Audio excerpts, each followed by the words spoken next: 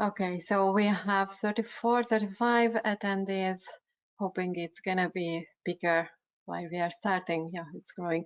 Okay, so good afternoon, everyone. Thank you for joining. My name is Kata Fehér, and I am the Market Coupling Steering Committee's Communication Task Force co-convener. I know it's a very long name for it. First of all, I want to start by expressing my sincere appreciation for joining us today, especially on such a short notice and on a Friday afternoon. We know it's not easy to carve out time at the end of the week, so we are truly grateful that you've made it a priority to here be with us. Today's session on co-optimization informal survey is very important for our future work and developments, and your participation really means a lot here. Let me quickly go through the agenda. So in the very first part, we will just introduce this informal survey and the webinar. And after that, our experts will introduce the co-optimization slides. Why co-optimization? What is co-optimization? What's on the focus? So from TSO side, Gerard Dorman will be the presenter, and from the NEMO side, it's going to be Christoforos Zoumas. And after these slides, we will go through the informal survey questions. So just to give you an insight about the survey question. So let's start with the bit administrative and technical introduction of this informal survey. The Market Coupling Steering Committee, NEMOs, and TSOs, especially those who are involved in the single day-ahead coupling, in collaboration with NCOE, are carrying out an informal survey among market participants about the future utilization of co-optimized balancing capacity and the energy market. This informal survey was launched on the 7th of October and will last until the 6th of November. So please submit your answers until the 6th of November. The links to this survey you can find on the NCOE and NEMO committee website, and just for your convenience, we will put it in the Q&A or chat box very shortly. The purpose of this consultation is to gather insights on cost structures and how they influence the bid design, ensuring that we don't develop concepts that do not meet the market needs during the implementation. So I mentioned that how and where you can find this survey on the NCOE and NEMO committee website, and this is an informal survey, so everyone is very welcome. An open survey to answer it and submit your answer on this survey. This webinar is recorded, so don't worry if you missed anything during the presentation. After the webinar, we will send you an email with some links. The links to the recordings, it's going to be published on YouTube, on the NEMO committee and NCOE channel. And also, please send your question during the webinar in the Q&A box. You can find it in the GoToWebinar Q&A box. These questions will be answered at the very end of this webinar. If we don't have enough time to answer all of the questions, don't worry, we will answer it in a written form. All the questions going to be gathered during the webinar, and we will answer them carefully. And of course, this paper is going to be published on the NEMO committee and NCOE website in a later stage. You will be also informed about it. So thank you again for your flexibility and taking time for joining us on Friday afternoon. And so without further ado, let's get started. So Gerard, the floor is yours. Okay, thank you. Yes, so I want to say a little bit about the whole background for why we are doing this. First, a little bit general on the, let's say, the technical side, and then a bit more on the legal side. As we know, balancing capacity is procured by the TSOs today to ensure the ability to activate balancing energy in real time. Today, this is mainly done on a national basis, not everywhere, but largely. However, we know in general that trade reduces costs, and in principle, this should not be different for balancing capacity. So there is an opportunity to get it at a lower cost or at a higher social welfare by exchanging balancing capacity. In the figure, I show two models for exchange of balancing capacity that are relevant. The upper one shows what is called the sequential market-based process. In this case, the balancing capacity market is cleared before the day ahead, the S-stock market. This could be the evening before or even early in the morning. In this case, the market parties need to prepare their balancing capacity bids before they know the market prices, and because the energy or the S-stock market prices are a central element in determining the cost of providing balancing capacity, you will need a forecast of the S-stock price. So the market parties use a forecast of the S-stock price as one element to prepare their bid for balancing capacity in this balancing capacity market. They prepare their bids. The TSOs then clear this balancing capacity market. However, for this, the TSOs face the same problem. They don't know the energy prices in the S-stock market, so they also need a forecast to figure out how much of the cross-zonal capacity to use for balancing capacity and how much to keep for S-stock. According to the regulation, if you follow this approach, you cannot use more than 10% of the capacity for a balancing capacity. Once the balancing capacity market is cleared, the TSOs give the final cross-zonal capacities to the S-stock market. So these are the original capacities reduced by the capacity that is given to the balancing capacity market. Also, the market parties prepare their bids, taking into account the balancing capacity that they have got accepted in the balancing capacity market. And from there on, it's, let's say, business as usual, what we are used to. So that's the sequential market-based process, which has been used in the Nordics actually since December 2022. The other process, which is in a way the main focus of this webinar, is the so-called co-optimised process, where the balancing capacity bids are given as combined bids with the energy bids directly to S-stock. In this case, you in principle do not need a price forecast, because the trade-off between using balancing capacity both on the generation side or on the supply side and on the exchange side is implicitly determined in the same algorithm. So the bid preparation, of course, becomes more complicated, but once you do not need a forecast of the energy prices. So then the bids are given to S-stock, combined bids with balancing capacity and energy. The TSOs again determine the cross-zonal capacities like today, and the market is cleared, but significantly more complicated because we now have two products instead of one, or possibly and probably several products, because in this case you would have balancing capacity, AFRR and MFRR, both up and down.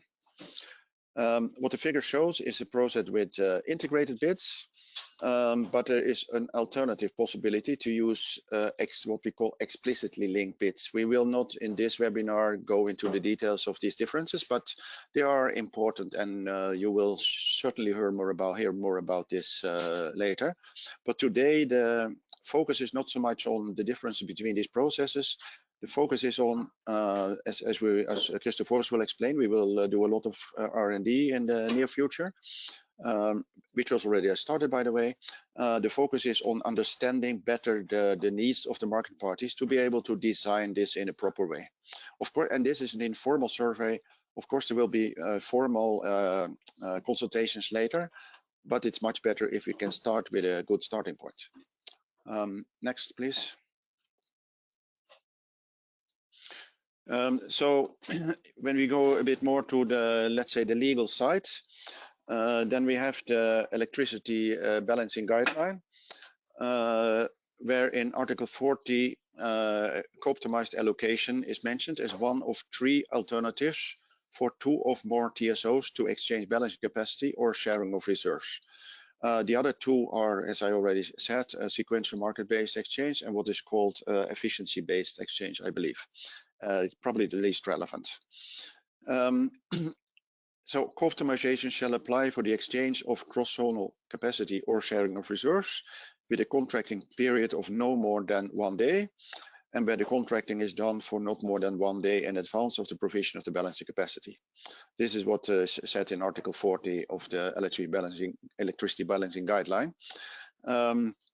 It is also necessary to say that in this stage, the balancing guideline obliges the TSOs actually to prepare a methodology for how to do this. But the balancing guideline today does not say anything about obligations to participate. Then we have the co-optimization methodology and the algorithm methodology. The algorithm methodology is an existing document that describes the SDAC process. And now the co-optimization methodology is being integrated in that process. There has actually been at least one prior, maybe two even, I don't remember correctly, 1 or 2 updates of the algorithm methodology that try to integrate the needs of co-optimization into the methodology. But now I would say Acer has taken one step back and realized that this is too complicated to just put right into the methodology.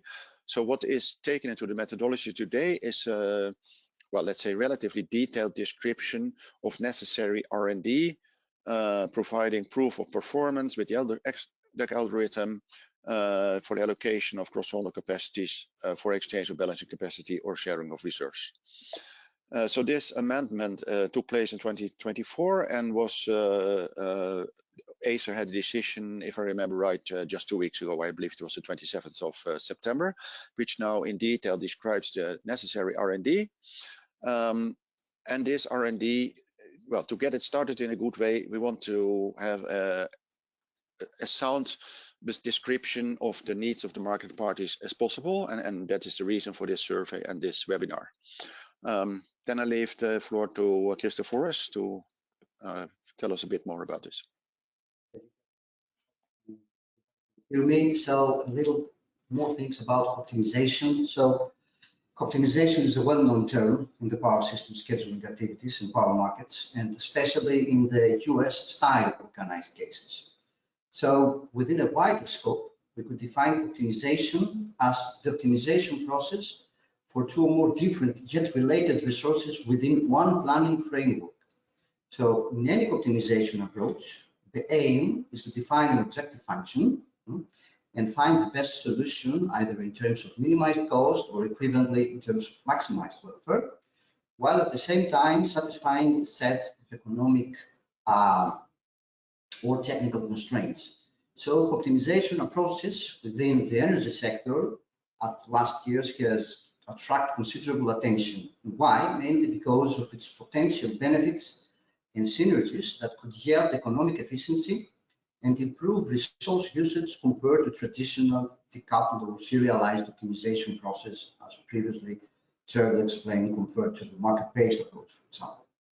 An additional, however, yet to be proved expectation for this new research and development cycle that we're doing for optimization is the possibility for creating an EU-wide integrated balancing capacity market, which will benefit from the liquidity of the day-ahead energy market.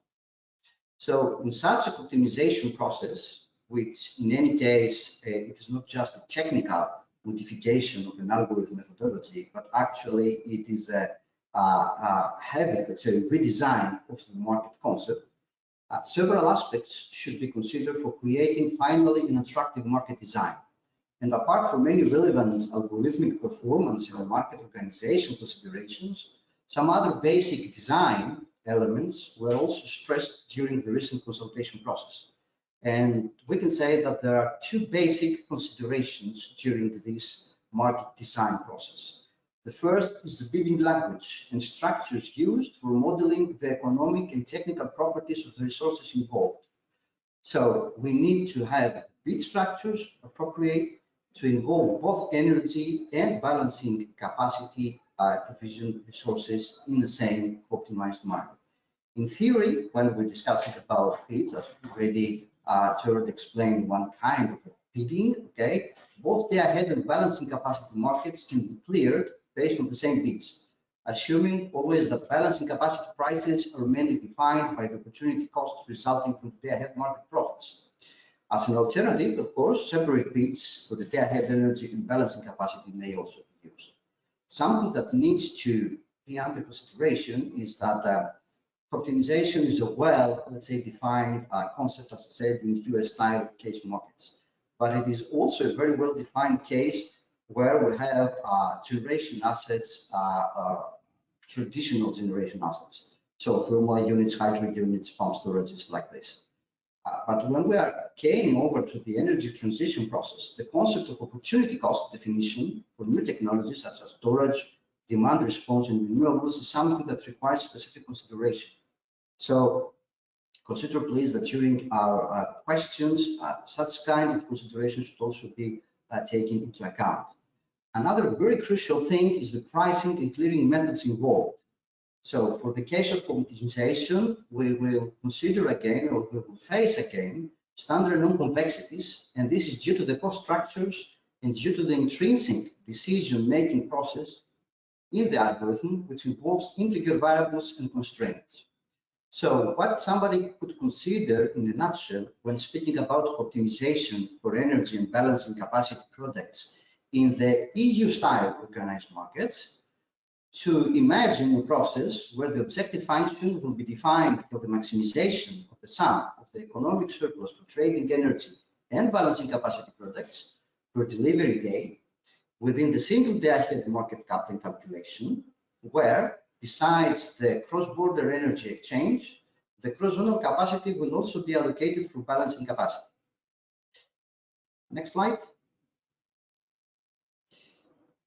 So the recent public consultation that we took, at least starting from previous summer, as you may remember, where the NEMOs initiated the public consultation on the algorithm methodology and several cycles of discussing the concept with ACER market participants, stakeholders, and also in the reviewing process of the algorithm methodology.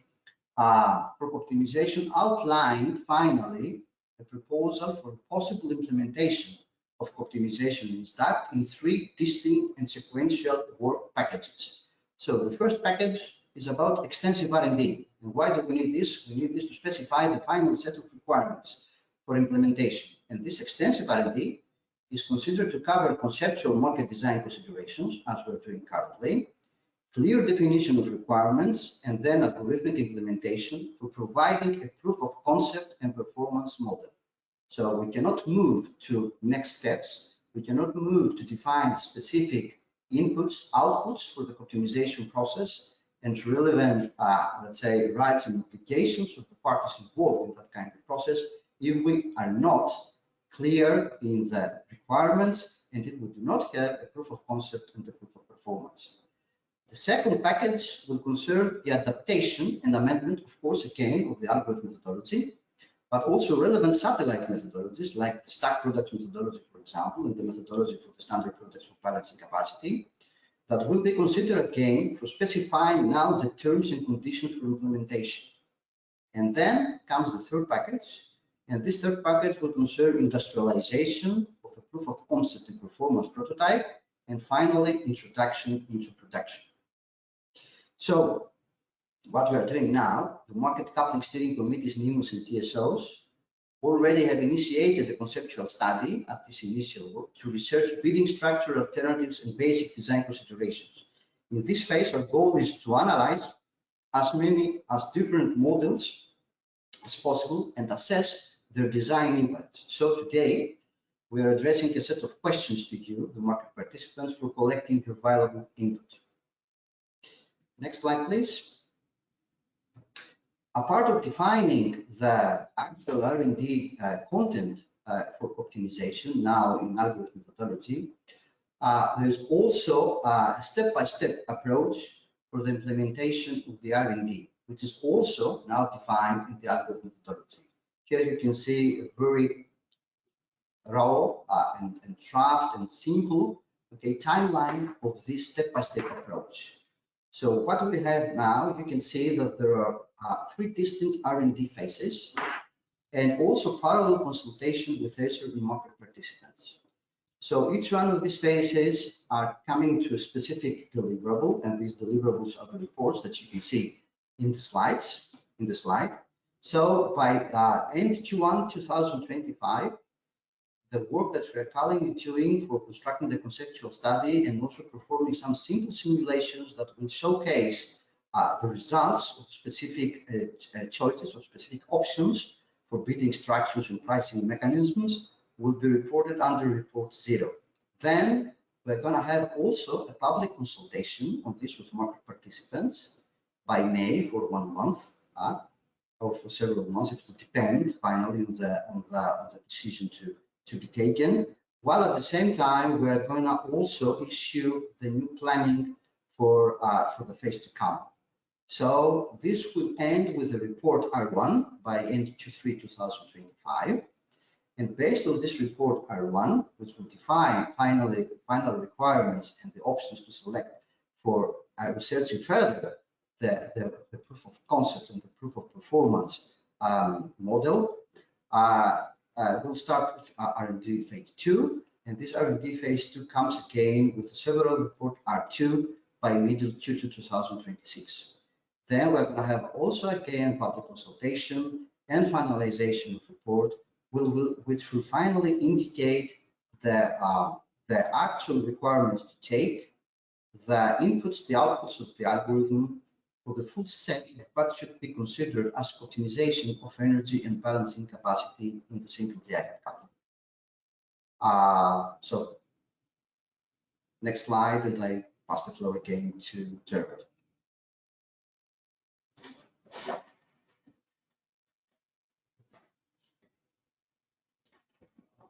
Okay, I can go through the questions. Sorry. I won't read all aloud, I think, but I can try to give some additional explanation. Well, first, contact details, etc., which can be good for us to be able to maybe ask follow-up questions. Then what we want to know is what kind of assets your company owns and operates. We believe we have reasonably good insight in, let's say, traditional technologies, which we have been working with for years, many of us. However, there are many, let's say, new participants in the balancing markets, especially, or new, well, some are already quite a few years, but several, let's say, non-traditional assets are becoming more and more common in the market. And so we want to understand what kind of asset mix do you have in order to better understand the answers on the subsequent questions. Then we'd like to know if you already are participating in the balancing capacity markets, because that says something about, well, both your real willingness and also your, let's say, level of understanding of those markets. Certainly you may understand them quite well without participating, but generally participating gives you additional experience and understanding. Then we want to ask, do you see opportunities to raise or decrease your demand or production on short notice if it's profitable? And especially if not, explain a bit more. The subsequent questions go also into this, because you may indicate barriers that we can well, think about and think how we can lower the barriers as much as possible. Then if you can participate or already participate, what kind of specific assets or combination of assets would you use? And how do you determine which assets to use? So for instance, you may have a combination of a wind turbine or a wind park and batteries. In principle, you can deliver balancing capacity from both. And how do you decide which one to use? Which characteristics or market conditions might prevent the participation of single assets or particular assets? And also interesting to know, in case you're not already participating today, what can you reserve the capacity day before? So one thing is to participate in real time on, let's say, voluntary basis. But in this case, we want to know, can you actually sell this capacity day before, and what barriers might there be there for if you cannot. One thing I really want to make very clear that firstly, of course, the survey will be treated confidentially. No results, whatever, will be published on a particular basis, but we will of course try to publish result on an aggregate basis to share what we learned with all of you. Also, and I will also mention this here, we are not very interested in particular costs. We are not interested if you would bid for 40 euros or 80 euros or 200 euros. We want to understand the structure of your assets and what would be needed to define a good bid structure, so that you can express your costs in the bids that we will have in co-optimization. Then what kind of costs would you incur by reserving, for instance, 1 megawatt or 10 megawatt or more for a specific period of the day to provide balancing capacity? For us, let's say, obvious cost is that once you use capacity for balancing capacity, you cannot at the same time use it for energy. So that's what we call the opportunity cost, which, well, once you have thought about it for a while, is pretty obvious, but there may be other hidden costs that we have not thought about, and those we are very interested in learning about. So if we only assume the opportunity cost, what should we miss, and how should these costs be expressed? The next question is a kind of an elaboration of the same thing, maybe asking the same question in a different way. Let's say from one point of view, you might say the simplest way to express your bids is as a volume and price bid, as you have today in Nasdaq, although you of course have many other possibilities also. But what additional attributes would you need to prepare a bid for balancing capacity and energy at the same time? Were there certain dependencies between assets that need to be described in the bids? And basically we're interested in those dependencies, but also if you have suggestions on how to do that, is also welcome, of course. Then we move to the next questions. Let me see. Yeah, if you're activated to deliver balancing energy in real time, following the D-1 procurement of the balancing capacity, for example, 1 MTU, how would this impact your ability to deliver in the same direction in subsequent MTUs? So basically what we want to understand better with this question is the intertemporal constraints. Already we know for traditional generators, you may have minimum startup times, you may have minimum uptimes, minimum downtimes, etc. That we already know about to a significant extent. Batteries, we can in a way imagine how when it's empty you cannot deliver up anymore. But the batteries we are able to understand, but there may also be issues we have not thought about. So please provide what kind of intertemporal constraints would be needed to describe. And then a more general question, what would be in general be necessary for you to consider continuing or starting participation in the future markets for balancing capacity under a co-optimized design?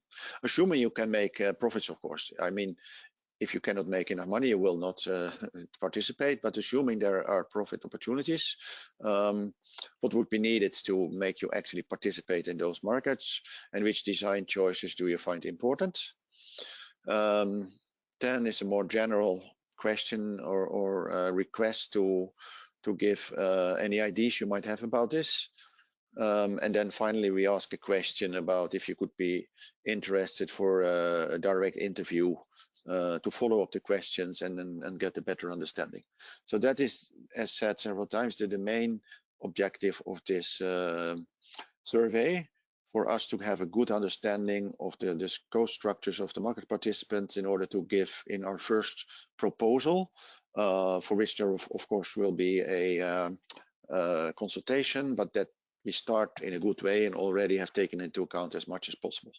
That is why we start this informal survey at an early stage. That's what I wanted to say about the questions. Please come with your own questions, which would be very welcome and which we can try to answer. Thank you.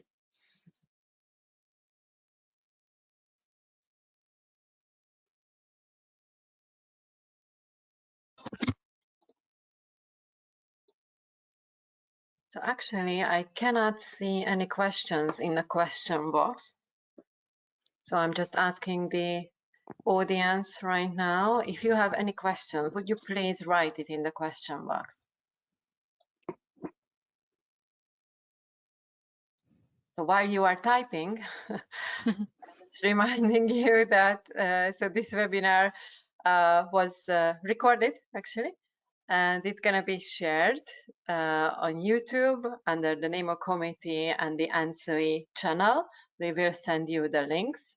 And if we receive any questions, it's going to be answered and it will be shared in a written form with you too. And we have one.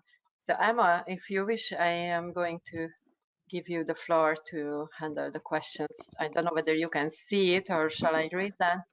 Yes, I can see it. So we have a question. I'm going to paste it in the chat so that everybody can see it. Just give me a second. In the meantime, I'm going to copy all of them. Perfect.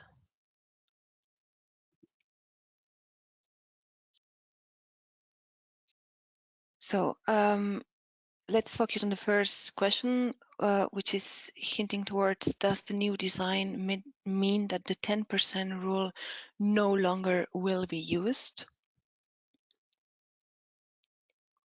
Gerard, Christophorus. I can try to answer, and Christopher may correct me if I'm wrong. Well, of course, the whole regulation will be changed in any case, but my present understanding is that the 10% rule will stay for the explicit market-based procurement. But for the co-optimization, I believe the presently is set maximum 50%, so significantly higher. The reason is that in the sequential process, the balance capacity market is cleared before the STAC, meaning there's a lot of uncertainty. And in the regulation, they don't want to, let's say, block too much capacity or reserve too much capacity for balancing capacity based on an uncertain forecast. So therefore, this is a rather low limit. However, when it's done in combination with the clearing of STAC, the prices are, I mean, they are in the same process. So you do an optimal allocation. And if it turns out that 50% is optimal, then it's actually used. In theory, you could even go longer, but I believe it's written that it should be 50% maximum. Maybe I can add something on this. Of course, this 10%, as Gerard remarked, is something that it is relevant to the market-based approach. But we will go to the optimization. I don't know if this 50% or something different is going to be defined. Something that should be taken, however, into consideration is that current forward allocations, let's say, of balancing capacity, which are coming in market cycles before the day-ahead framework, could be seen that should pass, okay, to the day ahead or closer to the actual delivery. As you're changing assets from traditional assets to more, let's say, dependent assets on availability, it's relevant to renewables, for example. This would require also moving, okay, balancing capacity procurement to the closest time frame for relevant. So, of course, this is something that will be defined in the regulation, but we can keep now any accurate forecast for this. But the trend, at least as explained by ASO in relevant webinars, is to move the balancing capacity procurement as close as possible to the day-ahead framework.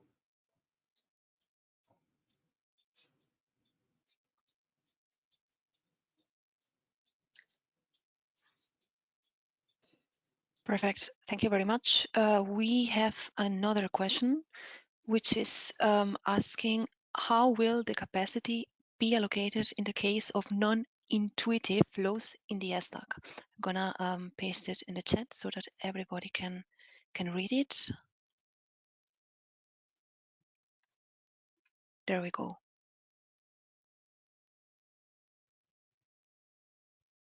Didn't you jump over a question, or was Christopher's already Yes, in? Well, maybe we can give one answer to why the possibility to further reduce available transmission capacity from stack is beneficial. Okay, so it's not always the case that the available capacity in stack is congested. Okay, but neither that full capacity is being delivered in stack. So there will be cases where balancing capacity will be provided, okay, and reserved for the existing figures or for figures to come for balancing capacity for new capacity. So in this term, exchange of balancing capacity will also be beneficial for creating integrated balancing capacity in your market. Sorry, I did not hear everything you said, Christopher, but I would add a simple example where it obviously is profitable. Let's say the case where when one bidding zone does not have enough balancing capacity, which has a very high cost. So in this case, it would clearly be beneficial to exchange balancing capacity. But also in other cases, the balancing capacity may have a very low opportunity cost in one bidding zone and a very high opportunity cost in another bidding zone. And in this case, it is profitable, but it's is it beneficial? Yes, sometimes it is and sometimes it's not, but that will be taken care of by the optimization.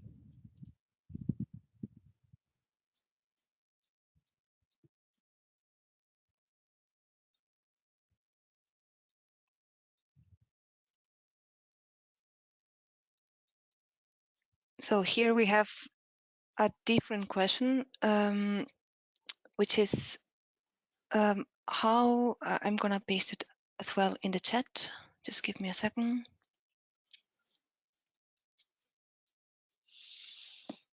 So how does this initiative relate to previous research and development activities on explicit bids and the envisaged concept of a bidding guide drafting process? Is the previous approach discarded? Sorry, again, I think you jumped over the previous one. Sorry? How will the capacity be allocated in the case of non-intuitive flows in the stack? Yeah, exactly. And that's for Maria.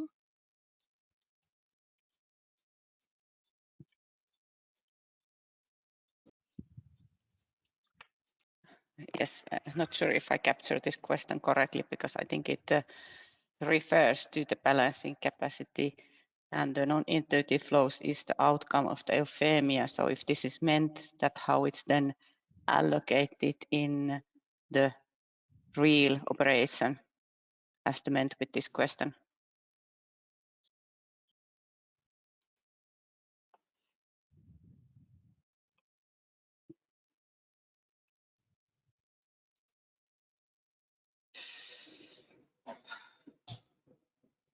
So actually, maybe I can answer a little bit on different topics. So this is actually, we cannot provide an answer today on this. This is already an item for the R&D. So I assume that in the next months to come, we will provide more information about intuitive flows and allocation of balancing capacity in stack. I hope that you can hear me.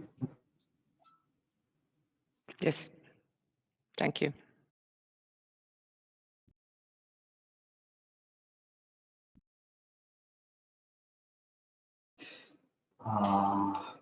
Well, there is also another one question on how does this initiative relate to previous R&D activities and explicit bids and the envisaged concept of the bidding guide drafting process. Is this the previous approach discarded? Well, I could say, at least initially, that the previous approach is not discarded, but previous approach was rather, let's say, a simplified approach. So now we are moving on more unified and more detailed process for collecting information, building concepts, and also designing or applying optimization for more than one balancing capacity.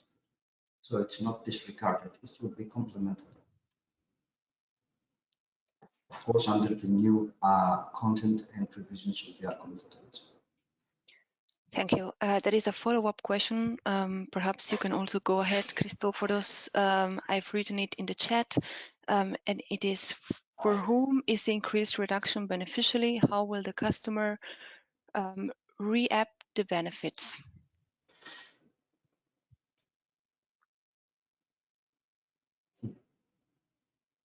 Well, this is something that has to be proved finally on how beneficial this market is going to be. But in theory, if you can provide a more liquid market with more opportunities integrated, this will be, let's say, beneficial for lowering down the costs for balancing capacity, and balancing capacity costs are finally reflected also to the end consumers and to the end users.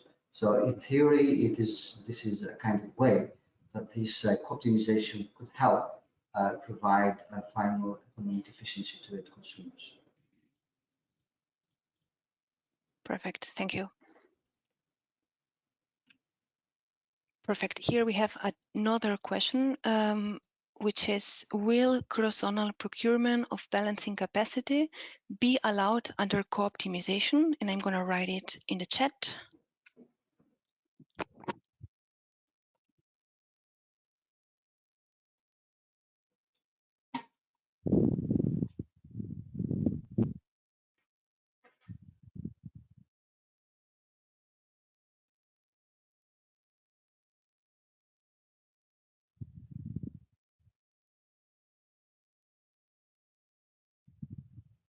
Then for this question for the cross-zonal procurement of balancing capacity to be allowed under optimization, the manager can provide some insight of this.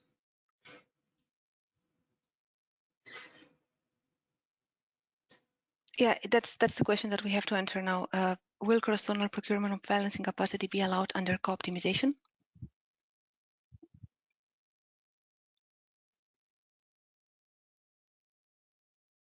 I would say that's the whole point of it. Perfect. Yeah, but rather, I mean, it's a result of the process. So everyone bids in his own zone, like you do today with energy, both capacity, balanced capacity, and energy. And as a result of the co-optimization, you will have a cross-zonal exchange of balancing capacity, depending on the prices of both energy and capacity. So it's hard to predict upfront how you will end up, but the final point is actually to get exchange of balancing capacity, although you in principle also could have a co-optimization of energy and balancing capacity without exchange. But the point is clearly to have exchange of balancing capacity and get the trade advantages of the cost differences in different zones. Thank you. We have another question. How is the potential reservation of capacity of 50% for balancing energy in line with the 70% rule?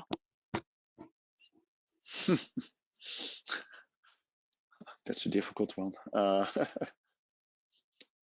think once this moves forward, Acer has to think seriously about it. I have no direct, but let's say you are obliged to use at least this 70% for exchange, and of course, if you use 20% for balancing capacity, that would not come in addition to this 70%. That would meaning you would have 50% left for energy. That's, for me, sounds like the logical answer, but clearly Acer has to think carefully about how to define this well. Thank you. We have a long one, which is the one that it's appearing in the chat before the last one. We have someone saying, thank you for the clear explanations. The survey questions are targeting concrete implementation aspects. Beyond working on implementation of co-optimization, could you please elaborate to which extent research and development will help address concerns expressed during recent consultations by NEMOs? Yeah, maybe we can first tackle this question. Well, actually, may I say that we may not include it or enumerated all of these issues that are mentioned in the question during the presentation, but indeed, an EU style implementation of optimization would include all of these considerations that our market participant is now enumerating here. So all of these 50 million MTU, scalability, compatibility with flow-based approaches, governance aspects of how this market is going to be organized, performance bottlenecks, algorithmic performance bottlenecks, different kinds of products and MTUs involved. All of these are under consideration during the R&D. And also implementation in a market which is not a US style case organized, but it mainly depends on portfolio bidding, set scheduling, set dispatching approaches, etc. It's also kind of things to be considered in the R&D. So, but these are yet to come in the following R&D phases in months.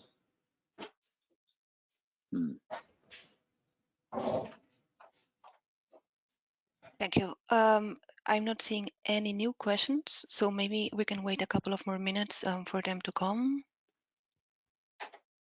So if you have further questions, just raise them.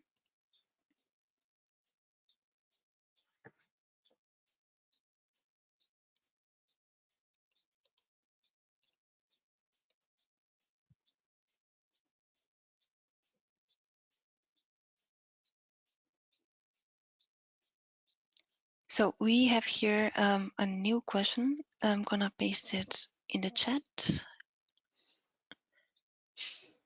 This is hinting at which balancing markets will be included in the ESTAC algorithm. Is it AFRR and MFRR? In the Nordics, the FCR market is cleared in two separate auctions, one before the ESTAC and one after. Would FCR trade in the Nordics need to be changed as a result of the changes discussed here? Could it be co-optimized as well? So maybe Gerard, you can go ahead. Yeah, and the whole focus has been on AFRR and MFRR. In theory, probably FCR could be included, but this is not within scope as of today. And then not in the regulation either. I think it talks, so EBGL talks about AFRR and MFRR markets. Thank you. Maybe also to add something, it should be considered that regional implementations currently active, will have finally, if you have a pan-European implementation of a relevant methodology, will have to phase out, to be replaced by relevant pan-European implementations. So this is just the general scope of how any national or regional initiatives for balancing capacity will be integrated with the co-optimization approach if finally this is of a proof of concept of performance. Thank you. We don't have any new questions, but let's wait for them to come.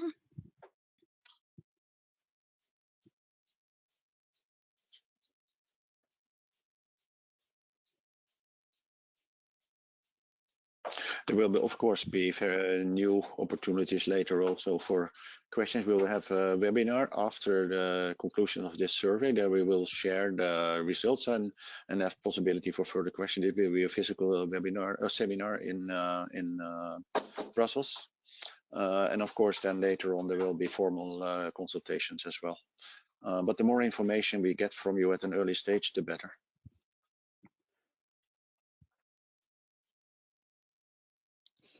So let's wait a couple of more minutes.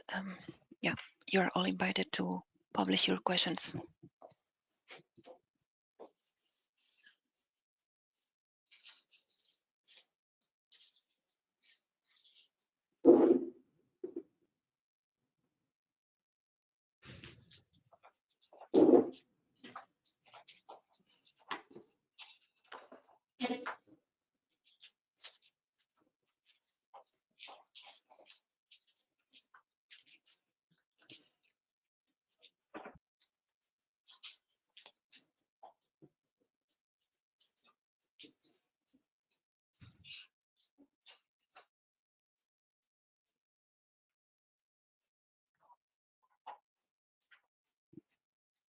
Emma, I believe that this was the end.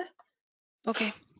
So let's say that if you have any questions, we have a formal email address, so you can write further questions to that. We will put it in the chat very quickly. It's info@mcsccommunications.eu. We will put it there in a minute. So as Gerard mentioned, we will have a seminar at the very end of November or the beginning of December. Date is not clear yet, but you will be informed very soon regarding the date and all the details. It's going to be shared via email with you where and how we plan this workshop seminar about the results of the survey and to discuss further questions. So I just talked whether we received, any further questions on the chat box, but it seems not. So I think that's the end then. Thank you very much for joining on this Friday afternoon. Thank you for all your questions. So as I said, we will answer them in written form. We will send you via email and see you soon in this physical seminar in end of November, beginning of December. We will inform you about the date. So thank you very much for your attendance and for your questions. And thank you for our speakers to give insights on this co-optimization topic. So goodbye, everyone. Thank you. Goodbye. Thank you. Yeah. Goodbye. Bye.